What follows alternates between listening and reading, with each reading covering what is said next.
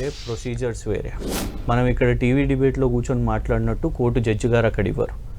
Yes, బాధ్యతగా మంత్రి ఈ ప్రోగ్రామ్ జరగాలి, రాష్ట్రానికి మంచి పేరు జరుగుతుంది, 190 దేశాలు ఈ ప్రోగ్రామ్ని చూస్తుంది, ప్రపంచ స్థాయిలో ఉన్న sports persons including Sachin Tendulkar, మన అప్పటి కేంద్ర మంత్రి ఉండే కదా హిమాచల్ ప్రదేశ్కి చెందిన వారు, వీళ్ళ ఠాకూర్ గారు, అనురాగ్ సింగ్ ఠాకూర్ గారు, వారే వచ్చి కదా ఫస్ట్ ప్రైజ్ ఇచ్చింది. అప్పుడు అంతా మా సపోర్ట్ కూడా ఉంది అని కిషన్ రెడ్డి గారు కూడా వచ్చిర్రు, శిఖర్ ధవన్, రకరకాల వాళ్ళు వచ్చిండ్రు. మేము అనేది ఏంటంటే ఇలా తమిళనాడు కూడా అట్లాంటిదే ప్రయత్నం చేసింది. తమిళనాడులో కాంగ్రెస్ డిఎంకే వాళ్ళు ప్రభుత్వంలో ఉన్నారు.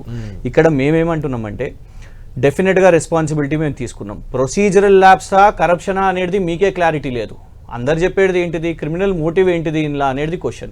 ఇంకొకటి ఉలిక్కి పడుతున్నారు, భయపడుతున్నారు, ఇవన్నీ సినిమా డైలాగ్స్ అండి. ఎందుకంటే నేను మళ్ళీ రిపీట్ చేస్తున్నా, మీరు ఇట్లాంటివి మాట్లాడుతుంటే ఏసీబీ దగ్గరకు పోయినప్పుడు ఎవరన్నా ఉలిక్కి పడ్డరా?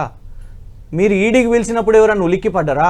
అరే రాహుల్ గాంధీ గారిని ఎవరన్నా విచారణ పిలువగానే దేశం మొత్తం ధర్నాలకు కూర్చుంటారు కదండి. మీరు గవర్నర్ గారి దగ్గర రాహుల్ గాంధీ గారిని ఎట్లా పిలుస్తారు, సోనియా గాంధీ గారిని ఎట్లా పిలుస్తారు? మేము అట్లా చేయలేదు కదా. చెప్పండి, మేము ధర్నాలు చేసినామా? ఎట్లా పిలుస్తారు మీరని పిలిచిన ప్రతిసారి మేము వచ్చినాం. దేశం మొత్తం కాంగ్రెస్ పార్టీ కవితను లిక్కర్ కేసులో పిలిచినప్పుడు ఇంటి దగ్గర ధర్నా చేశారు. నేను చూపియాలా విజువల్స్?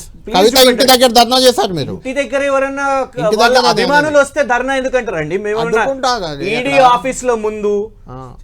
ఆఫీస్ లో ముందు రాజ్ భవన్ లో ముందు ప్రోగ్రామ్ ఇచ్చి ధర్నా చేసినామా చెప్పండి. సో ఎవ్వరు ఉలిక్కి పడతలేరు, భయపడతలేరు. ఈ చిన్నపిల్లల మాటలు వద్దు. మేమేమంటున్నామంటే మీరు ఒక కేసు వేసిర్రు, ఆ కేసుని ఎట్లా ఎస్టాబ్లిష్ చేసుకోవడం మీరు ఒక క్లారిటీ తెచ్చుకోండి.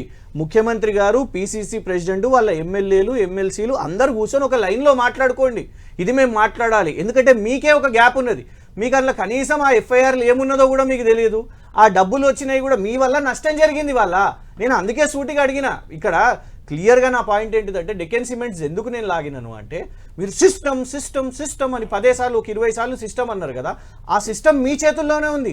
మీరు ఏమంటున్నారు ఇలా కవిత గారు ఈ ఆరోపణలు వేస్తున్నారంటే మరి గడ్డి వీక్తున్నదా ప్రభుత్వము? Please bring it to the court. నేను అందుకే అన్నాను, సీఎం గారు కూడా అసెంబ్లీలో మాట్లాడారు కదా, ప్లీజ్ మీరు అందరు కోర్టుకు వచ్చి. నేను అందుకే మీరు మోహిత్ గారిని అడగండి, మీరు యాజ్ అన్ అడ్వకేట్ వారిని అడగండి. చీఫ్ మినిస్టర్ రేవంత్ రెడ్డి గారు దీనికి సంబంధించిన ఇవన్నిటికీ సంబంధించిన ఆల్బర్టో వచ్చి నన్ను కలిసి నాకు కూడా ముడుపులు ఆఫర్ చేసిండు అన్నప్పుడు అది ఖచ్చితంగా మ్యాటర్ ఆఫ్ కోర్ట్ కాదా ఈ కేసు?